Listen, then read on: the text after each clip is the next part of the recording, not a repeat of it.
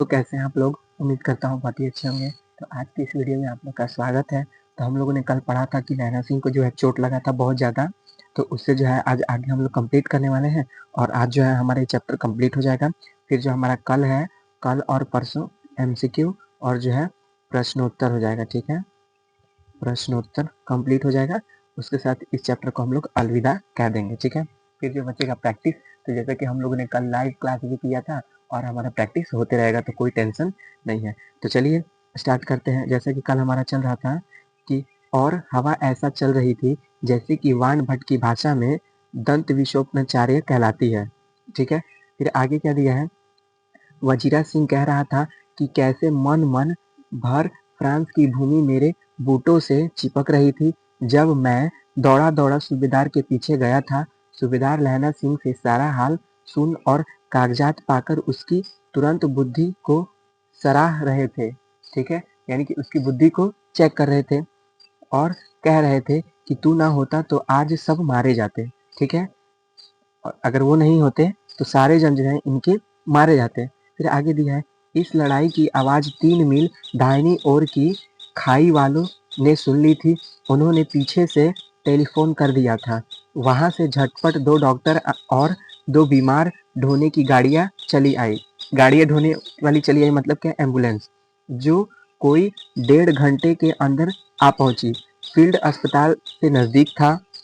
सुबह होते होते वहां पहुंच जाएंगे, इसलिए मामूली पट्टी बांधकर एक गाड़ी में घायल टिकाए गए और दूसरी दूसरी में लाशें रखी गई, ठीक है? सूबेदार ने लहना सिंह की जांघ में पट्टी बांधने वाली चाही, पर उसने यह कहकर टाल दिया कि थोड़ा घाव है, सवेरे देखा जाएगा। बोधा सिंह ज्वर से बर्रा रहा था। वह गाड़ी में लिटाया गया। लहना को छोड़कर सूबेदार जाते नहीं थे। यह देख लहना ने कहा, तुम्हें बोधा की कसम है और सूबेदारनी की सौगंध, जो इस गाड़ी में न चले जाओ, ठीक है? ये किसको सौगंध दिया? तो हजारा सिंह को, यानी कि सूबेदार को। फिर आगे सूबेदार क्या बोलता है? और तुम लहना सिंह को मेरे लिए वहां पहुंचकर गाड़ी भेज देना। लहना सिंह ने कहा कि जब तुम वहां पहुंचना तो मेरे लिए गाड़ी भेज देना और जर्मन मुर्दे के लिए भी तो गाड़ी आती होगी। मेरा हाल बुरा है, देखते नहीं मैं खड़ा हूँ। वजीरा सिंह मेरे पास ही है, ठीक है? अच्छा, पर बोधा गाड़ी पर लेट गया। भला आप भी चढ़ जाओ। सुनिए तो सूबेदारनी होरा को चिट्ठी लिखा तो मेरा माथा टेकना लिख देना। होरा कौन? सूबेदारनी। और सब घर जाओ तो कह देना कि मुझसे जो उन्होंने कहा था वह मैंने कर दिया, ठीक है? लहना सिंह को जो सूबेदारनी ने कहा था, वो लहना सिंह कह रहा है कि उन्होंने जो मुझसे कहा था वो मैंने कर दिया, ऐसा तुम कह देना। गाड़ियां चल पड़ी थी। सूबेदार ने चढ़ते चढ़ते लहना का हाथ पकड़कर कहा, तूने मेरे और बोधा के प्राण बचाए, लिखना कैसा? साथ ही घर चलेंगे। अपनी सूबेदारनी को तू ही कह देना उनसे क्या कहा था। अब आप गाड़ी पर चढ़ जाओ। मैंने जो कहा वह लिख देना और कह भी देना। गाड़ी के जाते ही लहना लेट गया।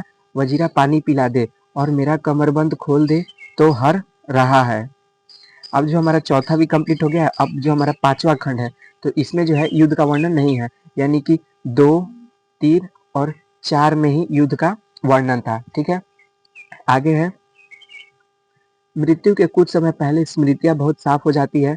जन्म भर की घटनाएं एक एक करके सामने आती है। सारे दृश्य के रंग साफ होते हैं। समय की धुंध बिल्कुल उन पर से हट जाती है।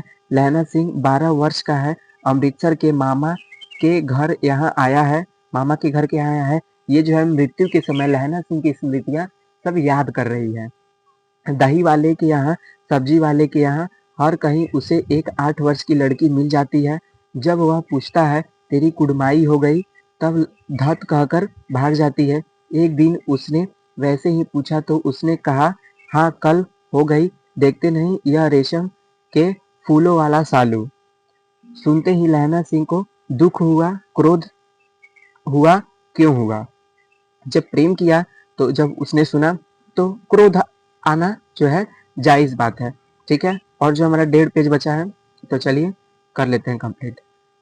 फिर कहा वजीरा सिंह पानी पिला दे। 25 वर्ष बीत गए। अब लहना सिंह लैना सिंह नंबर 77 राइफल्स के जमादार हो गए। ये इंपॉर्टेंट लाइन है, ठीक है। लैना सिंह किस जमादार पे थे, कितने नंबर